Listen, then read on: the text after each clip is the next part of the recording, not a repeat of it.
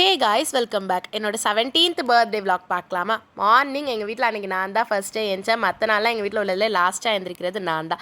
ஏஞ்சோடனே வந்துட்டு morning amla juice போட்டு குடிச்சிட்டு பிரேக்ஃபாஸ்ட்டுக்கு சப்பாத்தி பன்னீர் பட்டர் மசாலா நானே பண்ணுறேன் அப்படின்னு தான் ப்ரிப்பேர் பண்ணிட்டு இருந்தேன்.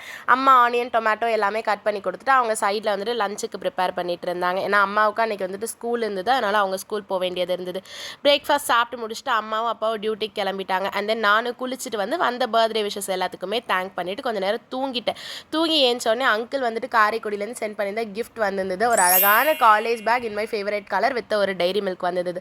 லஞ்சுக்கு வந்துட்டு மோர் குழம்பு அந்த புடலங்காய் தோட்டல் சாப்பிட்டுட்டு நானும் அண்ணாவும் ஈவினிங் போல் கிளம்பி கேக் வாங்க போயிட்டோம். ஐஸ்கிரீம் கேக் தான் வாங்கியிருந்தேன். ஏன்னா எனக்கு வந்துட்டு கேக்ஸை விட ஐஸ்கிரீம்ஸ் ரொம்ப பிடிக்குமா, ஸோ அதனால தான் இந்த கேக் வாங்கியிருந்தேன்.